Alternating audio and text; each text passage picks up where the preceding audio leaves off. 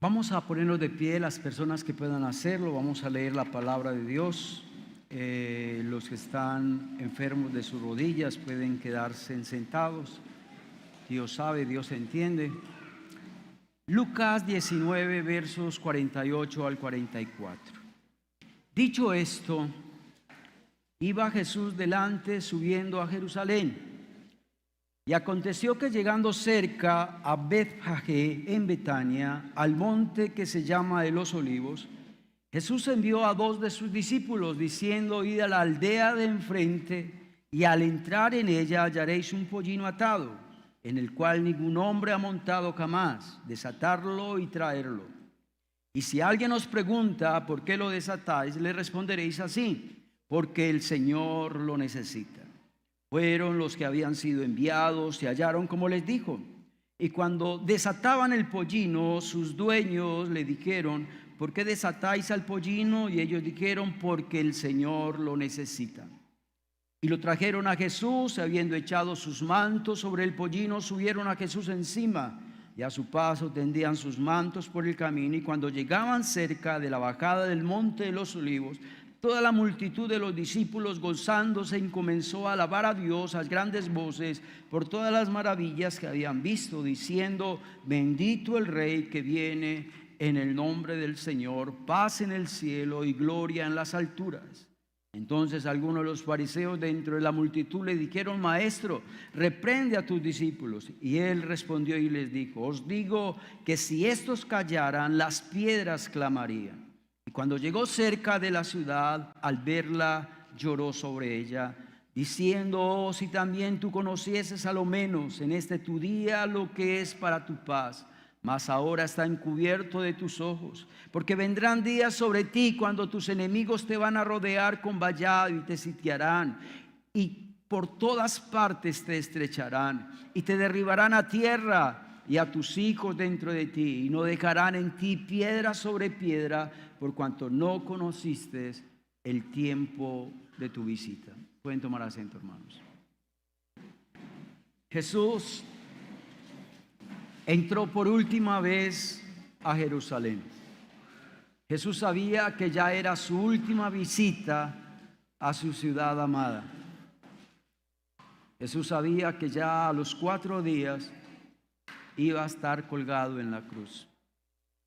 Jesús, ¿por qué fue a Jerusalén? Porque él quería cumplir la profecía que había allí en Zacarías capítulo 9, versículo 9, dice: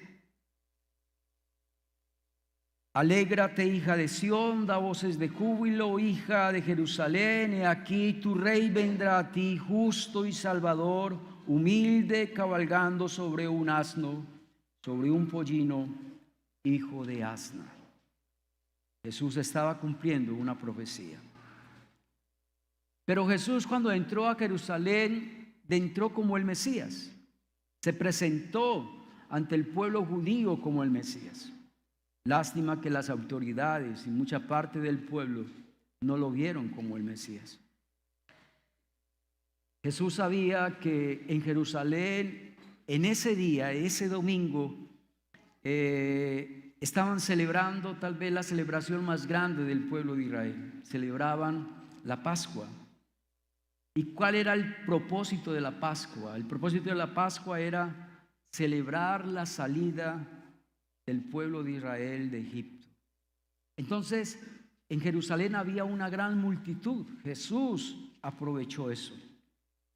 Jesús sabía que estaban en la fiesta de la Pascua, que había mucha gente allí en Jerusalén, pero Jesús también sabía que muchos que conocían a Jesús sabían que Jesús iba para Jerusalén. Recuerde que la fama de Jesús se extendió por todas partes. Es como un cantante famoso, ¿no? Va a ir a Bogotá. Muchos de Colombia van a Bogotá, de Medellín, de la costa. ¿Por qué? Porque un famoso va para allá. Lo mismo pasó hace 2000 años, cuando se dieron cuenta que Jesucristo iba a Jerusalén. Pero los discípulos de Jesús fueron con ramas de palmera, salieron a recibirle, Y cuando Jesús entraba a Jerusalén, gritaban todos: Hosana, Hosana, bendito el que viene en el nombre del Señor. Hoy los cristianos de todo el mundo celebramos la entrada de Jesús a Jerusalén. También lo llamamos el día de hoy, tiene dos nombres: la entrada triunfal de Jesús a Jerusalén, o también la podemos llamar domingo de ¿qué? De Ramos, también se puede llamar de esa manera. Entonces, ¿qué vamos a ver hoy? Hoy vamos a mirar 3 frases que encontré en este pasaje que acabamos de leer. ¿Qué tal el que está manejando el Beovid? La primera frase que vamos a estudiar, no, la que está subrayada, es: vamos a detenernos la palabra sus dueños. Dirá usted: pastor, ¿y de dónde va a sacar eso? ¿Qué enseñanza va a sacar de ahí? Bueno, vamos a mirar a ver qué podemos sacar de alguna enseñanza de ahí. Otra frase que vamos a resaltar, ¿cuál es? Giovanni, la que sigue, por favor.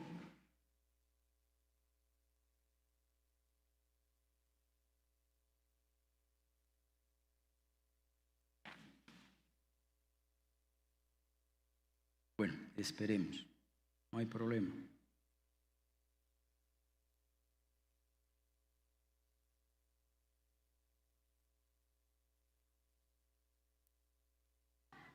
Sus dueños, en el verso 40, vamos a resaltar las palabras: las piedras clamarían.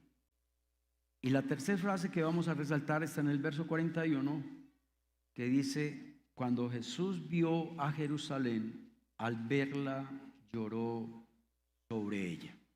¿Listo? Vámonos con el primer punto. Sus dueños. ¿Los dueños de quién? Del pollino. Los dueños del asno o del burro, es lo mismo, es la misma palabra. Asno, pollino o burro, es lo mismo. ¿Sí? Los dueños del pollino. Me colocan por favor el título, el que sigue, por favor, Lucas 19, 32. Listo. Vamos a mirar, vamos a leerlo. Fueron los que habían sido enviados, se hallaron como les dijo, verso 32, verso 33. Y cuando desataban el pollino, sus dueños le dijeron: ¿por qué desatáis al pollino? Verso 34, ellos dijeron: porque el Señor lo necesita. Sencillo. Solamente dieron esa respuesta y los dueños del pollino dijeron: listo, llévese pues el pollino. Algunos comentaristas dicen que los dueños del pollino eran conocidos de Jesús, ¿sí? Porque para que le presten a uno un burro, pues tienen que ser conocidos y sin poner problema. Mire que no hubo problemas. Haz que el Señor lo necesita. Ah, listo, hágale, lléveselo. Pero algunos comentaristas dicen de que los dueños tal vez eran inconversos. Ese detalle es bueno, porque a veces uno cree que los inconversos no tienen nada que ver con la iglesia cristiana, nada que ver con los evangélicos. Es mentira. Aquí en la iglesia hay gente inconversa que nunca han pisado esta iglesia y mandan sus diezmos. ¿Sí lo ven?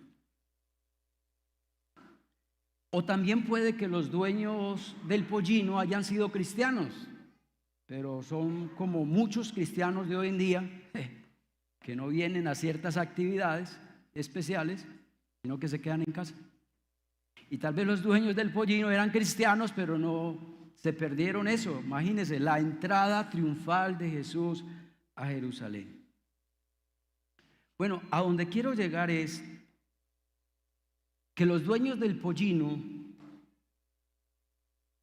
tenían la opción de prestarlo o no prestarlo. Eso es verdad, porque Dios no obliga a nadie.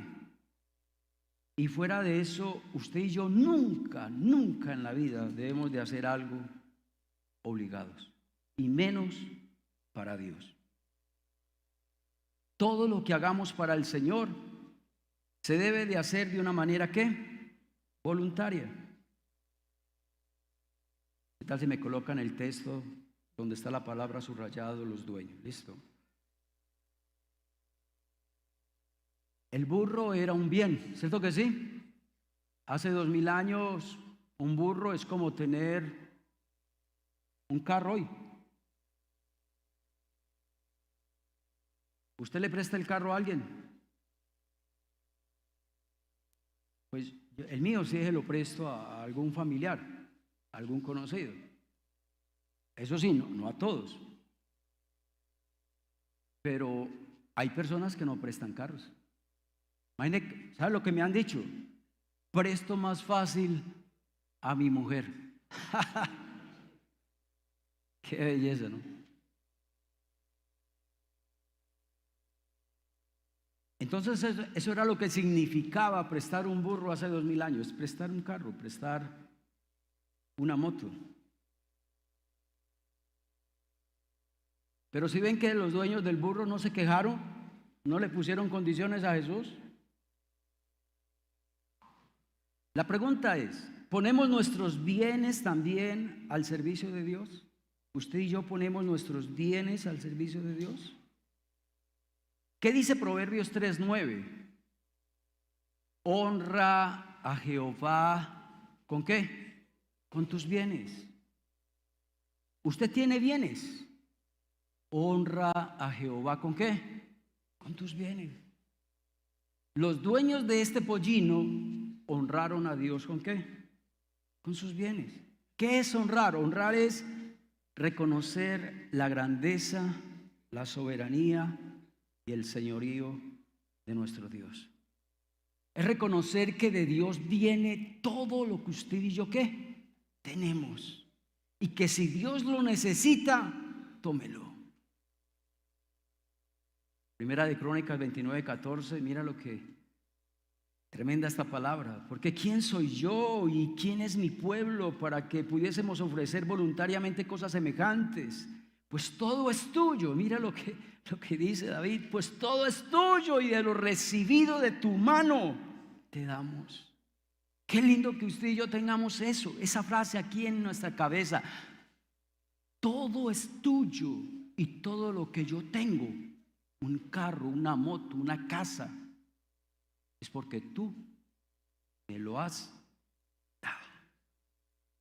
Amén. ¿Cómo honramos a Dios con nuestros bienes? Con nuestros diezmos y ofrendas. Amén. Casi no hay amenes. Yo casi no toco los temas de los diezmos y ofrendas, pero cuando me toca, yo no lo echo a un lado. No, si el texto está ahí, hay que hablarlo, predicarlo. Que no le gusta a algunas personas, pues ¿qué vamos a hacer? Pero eso está en la Biblia, ¿sí o no? Honra a Jehová con tus bienes. Vuelvo y repito, Dios no obliga a nadie y todo lo que hagamos para Dios es voluntario. Ya usted se entiende con Dios, ya usted le responde a Dios. Si usted no diezma u ofrenda, eso ya es cuestión suya con Dios. Pero a mí como pastor me corresponde ¿qué? Predicar la palabra. Honrar a Dios con nuestros bienes es a través del dinero y las riquezas que tenemos. Hechos 3:6 me gustó mucho, aunque ese texto no se interpreta como lo voy a interpretar ahora, pero sirve. Dice, ¿se acuerdan cuando el apóstol Pedro estaba ahí a la entrada del templo, cuando hubo un mendigo que le estaba pidiendo limosna? Y Pedro, ¿qué dijo? No tengo plata ni oro. Pareció a algunos hermanitos, ¿cierto que sí o no? Que pasan la ofrenda, la bolsita de las ofrendas y ni plata ni oro. Entonces Pedro dijo, no tengo plata ni oro, pero lo que tengo te doy.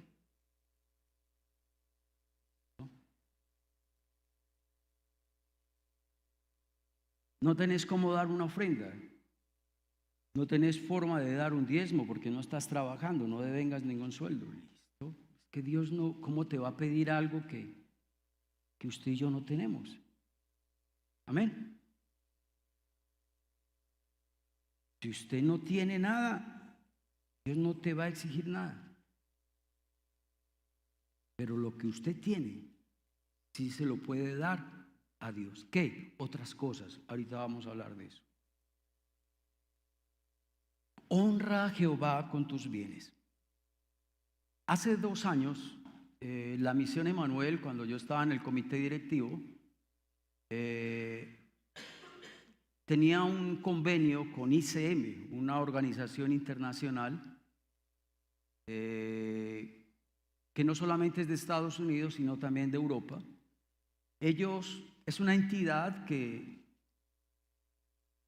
a quienes donan, los ricos del mundo, le donan dinero a esa entidad, a ICM, para construir templos.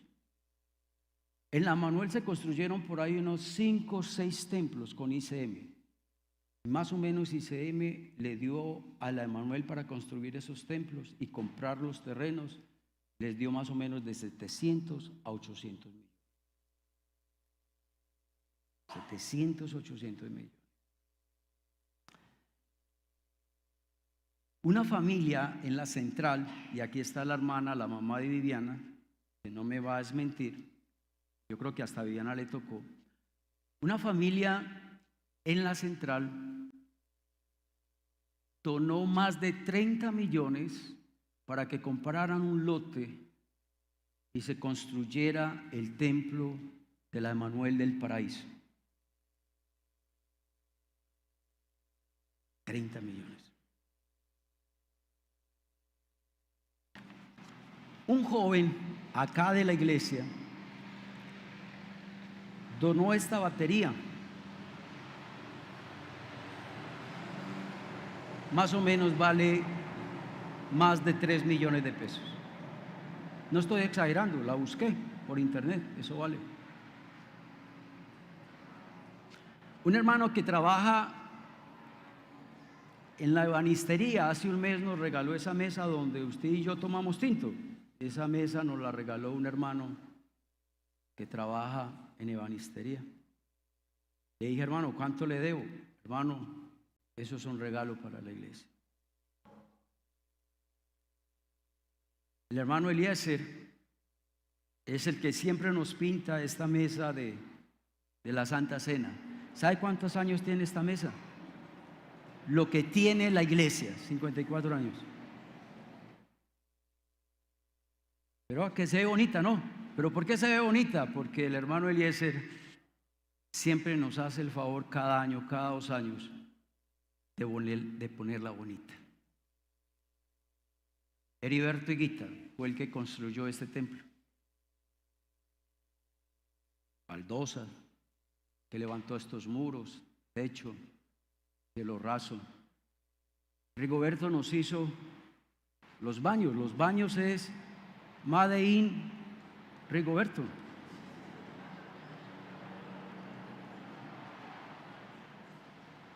¿Se acuerdan cuando construimos este templo? Todo el mundo colaboró, todo el mundo trabajó. ¿Se acuerdan cuando yo por ahí vi el video, cuando empezamos a levantar estas tejas, toda esta parte metálica, esta estructura metálica, y entre todos colaboramos? Las hermanas nos hacían el almuerzo.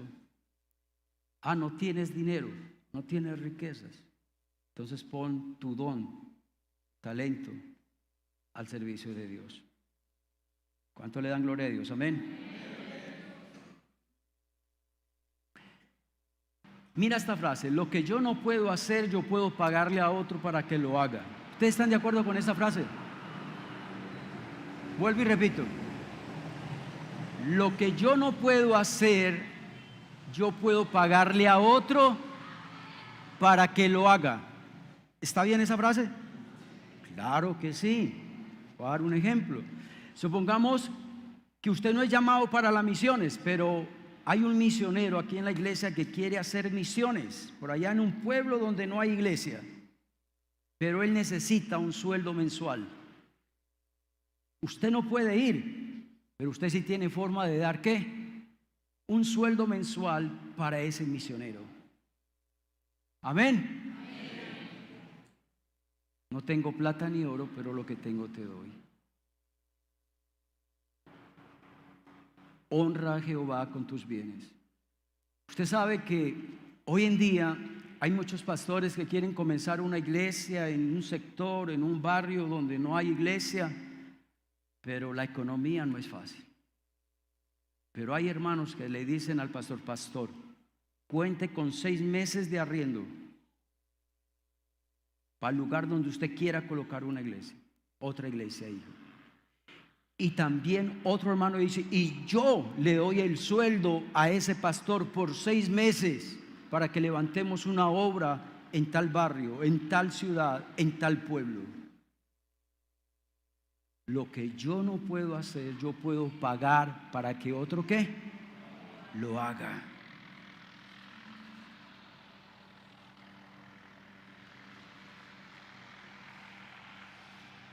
Ponemos nuestros talentos para honrar a Dios. Estos colocaron un pollino para honrar a Dios. Usted y yo tal vez no tenemos un pollino, pero tenemos talentos. Ponlos al servicio de Dios. El hermano José Vicente, usted sabe que Dios lo ha bendecido a él con un carro, con 2 carros. Y él nos colabora o me colabora trayendo un hermano que es muy enfermo, hermano Misael, que cuando camina se asfixia, y él lo trae en el carro los domingos cuando él puede venir. ¿Cierto que eso es prestar un pollino o no? Eso es prestar un pollino. Vámonos por favor al segundo punto. Lucas 19:40. Antes de pasar a este punto, se me olvidaba decir algo en cuanto al punto pasado. Usted sabe que en la Biblia David tenía un talento: la alabanza, la adoración, porque él era músico, cantor, pero también era músico, él tocaba el arpa. ¿Se acuerdan también de que Noé no era cualquier aparecido por ahí? Él era constructor. Porque cualquier John Darío no hace un arca de esas. ¿Sí me hago entender o no? Entonces Noé tenía que haber sido constructor. Ese era el don de él. ¿Y lo puso qué? Al servicio de Dios. ¿Se acuerdan que Lucas era médico? Fuera de ser discípulo de Jesús, era médico. Y él colocó su talento al servicio de Dios.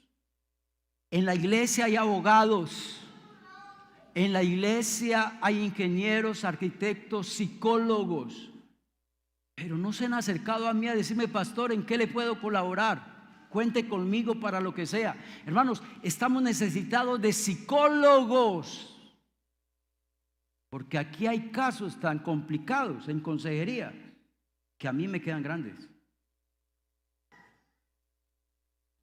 Entonces necesito la ayuda de un profesional. ¿Dónde los hay?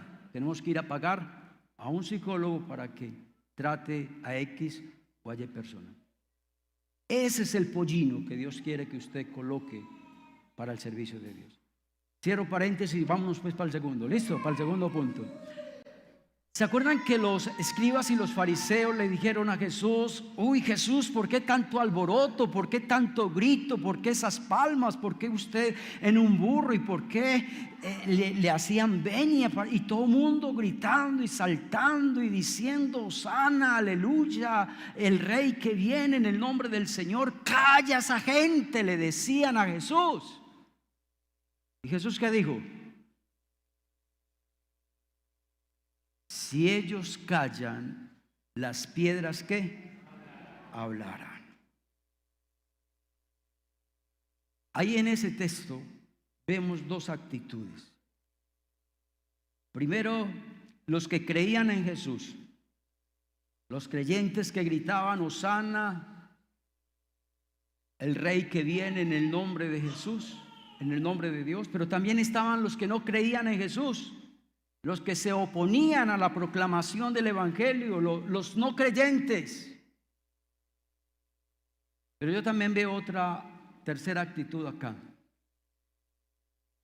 Los que creen en Jesús, pero yo sé que no todo el mundo proclamó Hosana al Rey que viene en el nombre del Señor. Están calladitos por ahí. ¿Y cuántos hay así en la iglesia o no? Todo el mundo cantando, aplaudiendo, felices, contentos, y el otro ahí sin hacer nada. Ni aplaudiendo, ni cantando, ni gritando, nada. ¿Por qué? Porque muchos tienen miedo. Muchos les dan vergüenza.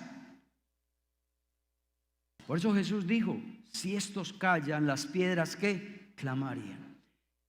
¿Qué aprende usted de ese texto? Cuando Jesús dijo esa frase, Jesucristo, ¿qué quería decir? ¿Qué es una piedra? Una piedra no es santa. Una piedra puede ser cualquier cosa. También Jesús pudo haber dicho, si estos callan, los burros hablarán. Jesucristo, en el Antiguo Testamento Dios no habló a través de ¿qué? De una burra. Dios hizo hablar a una burra. Lo mismo Dios está diciendo aquí, en vez de burra está diciendo las piedras ¿qué? Van a hablar. ¿Qué aprendemos de esto? Pilas con lo que voy a decir, porque a muchos no les cuadra esto lo que voy a decir. Lo que Jesús quiso decirnos ahí es que el mensaje es más importante que el mensajero.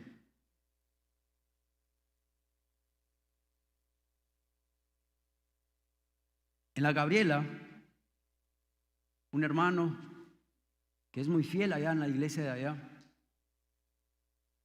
él era un hijo del fundador de la iglesia interamericana de uno de los pueblos de acá de Antioquia. Entonces todo el pueblo sabía que él era el hijo del fundador de esa iglesia. Y él se descarrió. Desde niño era cristiano, pero se descarrió. Se la pasaba borracho en el mundo.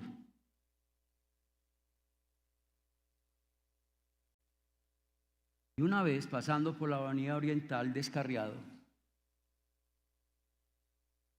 un gamín, un habitante de calle, le dijo: arrepiéntete, porque es la última oportunidad que Dios te va a dar.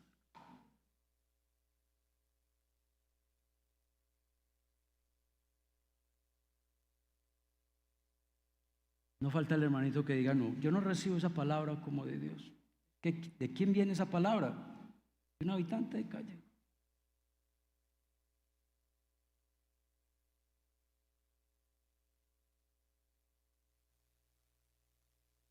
Dios puede usar un niño para darte una palabra. Yo sé que uno como pastor no es hueso gustador de todo el mundo. Y hay hermanos que piensan que esta iglesia sería perfecta donde el pastor John Darío se fuera.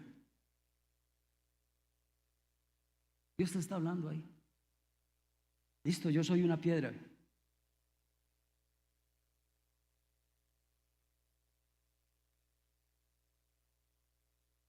Y si es una piedra la que te está hablando, usted y yo tenemos la obligación ¿de qué?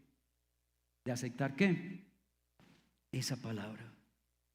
No importa el instrumento que Dios use para proclamar el evangelio. Dios puso una burra para que le hablara al profeta Balaam.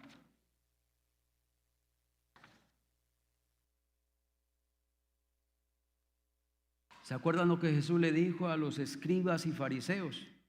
Mateo 23:3. Jesús le hablaba a la multitud y señalaba a los escribas y fariseos y les decía: todo lo que estos hipócritas todo lo que estos hipócritas digan, guárdelo. Todo lo que estos escribas y fariseos digan, obedézcalo. Mas no hagan conforme a sus obras, porque dicen y no hacen. Entonces nos puede hablar un escriba y un fariseo, y el Señor nos está diciendo: óiganlo, escúchenlo y practiquen lo que esa piedra está diciendo. Amén. Y esa frase que Jesús dijo, Es que si ellos callan, las piedras hablarían. Jesús también nos estaba diciendo que el mensaje no se va a detener porque alguien calla, porque alguien tiene miedo, porque alguien tiene vergüenza. No, el mensaje no se va a detener. Si hay oposición, el mensaje no se va a detener, porque las piedras van a hablar. Eso es lo que Jesús nos está diciendo.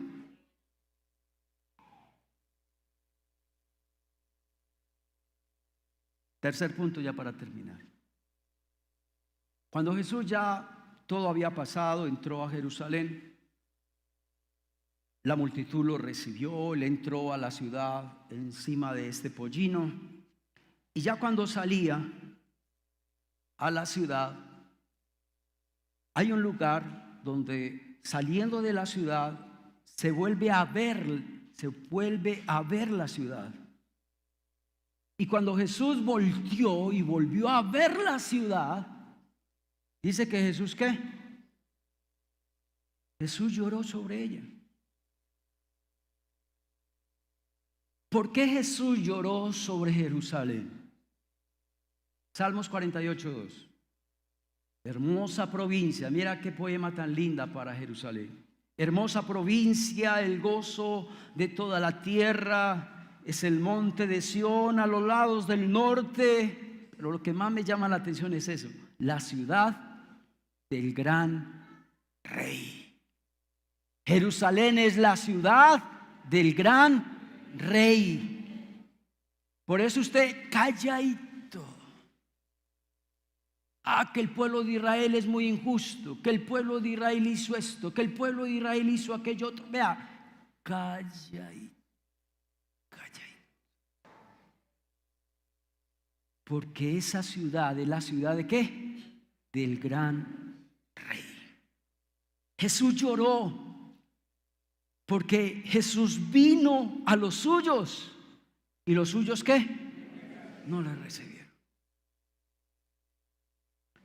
Lucas 13:34.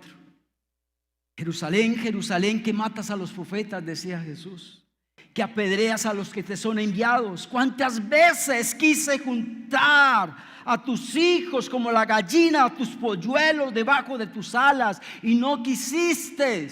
Por eso lloró Jesús.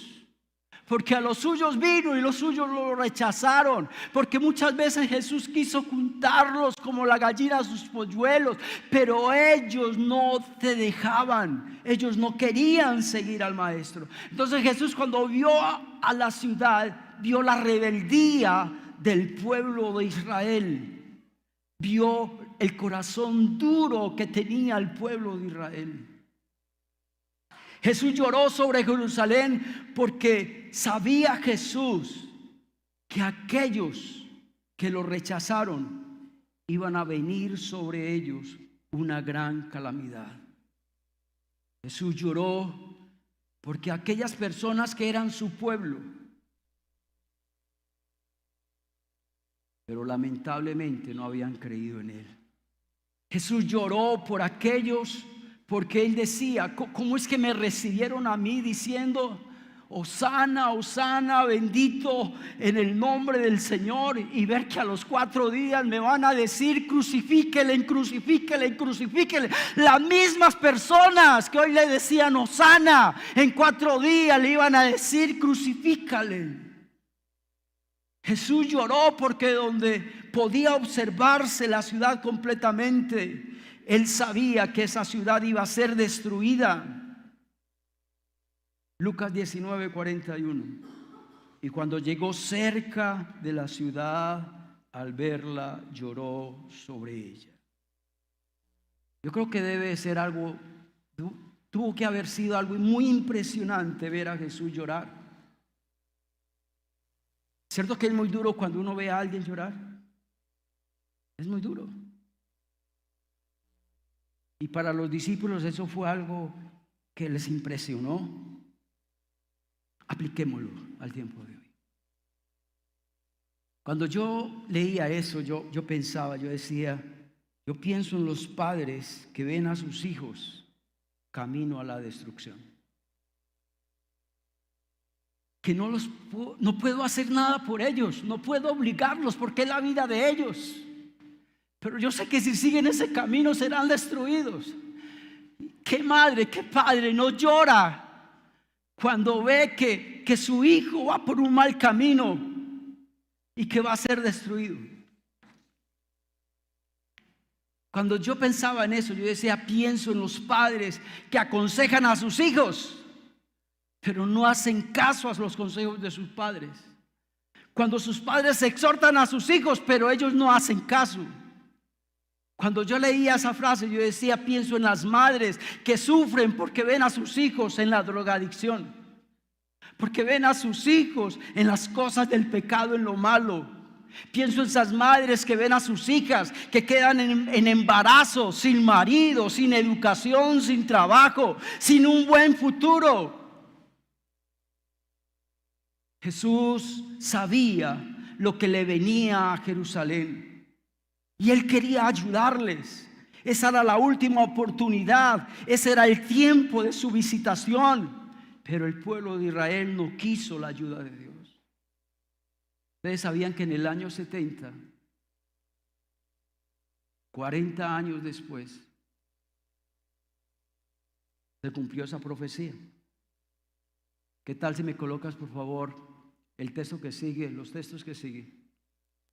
Te derribarán a tierra. En 40 años va a pasar eso. Te derribarán a tierra a tus hijos dentro de ti. No dejarán en ti piedra sobre piedra, por cuanto no conociste el tiempo de tu visitación. En el año 70, Roma destruyó Jerusalén.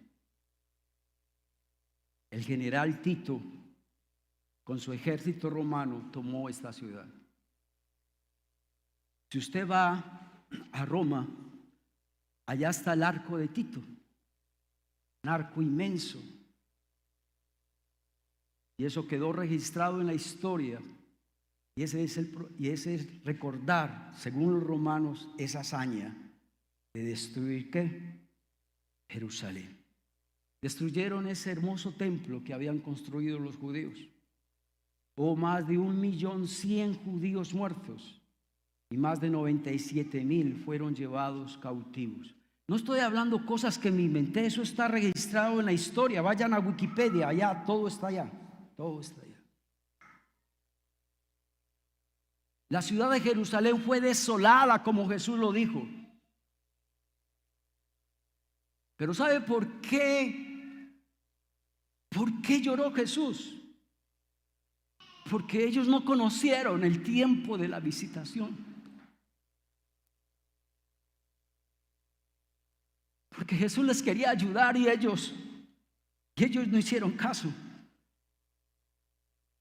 Y hoy en día pasa lo mismo. Hoy Jesús llora por ti. Jesús hace todo lo que sea posible para hablarte, para ministrarte. Dios hace todo lo posible por darte una palabra. Dios interviene en tu vida de una manera impresionante y tú no te das cuenta que ese es el tiempo en que vino Jesús a visitarte, pero tú no quieres dejar el pecado. Tú te crees más inteligente que Dios. Tú crees que tú solo puedes arreglar las cosas. Tú crees que como vas bien. No entiendes que si sigues así serás destruido. Si sigues así serás destruido porque no hay arrepentimiento. Lo único que Dios desea es hacerte bien. Pero nosotros nos empeñamos en ir en nuestro propio camino. Nosotros nos empeñamos pensando que nosotros pensamos mejor que Dios. Jesús llora porque Él sabe que tarde que temprano ese pecado te llevará a la ruina total. Jesús no puede obligar a nadie. Esa es decisión tuya y mía.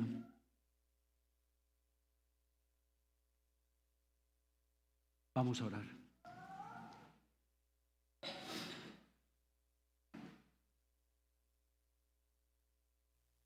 Ahí donde estás, Dile a Jesús: Jesús, me di cuenta hoy que tú has llorado por mí. Me di cuenta hoy que yo te he causado llanto, porque cada vez que me hablas te he rechazado, porque cada vez que me hablas no te hago caso.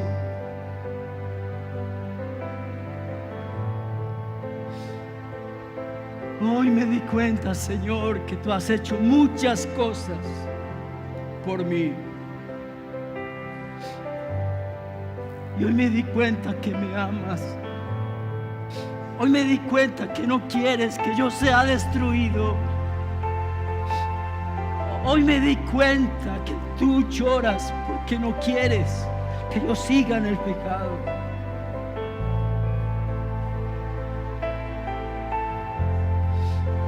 Hoy Jesús llora por ti, porque tal vez esta es la última oportunidad que Dios te va a dar. No seas como el pueblo de Israel.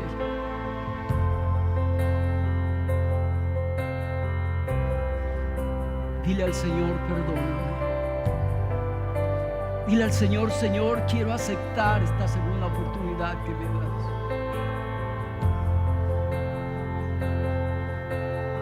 Ayúdame. Ayúdame a decirle al pecado no. Ayúdame, oh Dios, a no creerme más sabio que tú. Ayúdame, Dios mío, a reconocer tu grandeza, tu poder, tu soberanía sobre mi vida.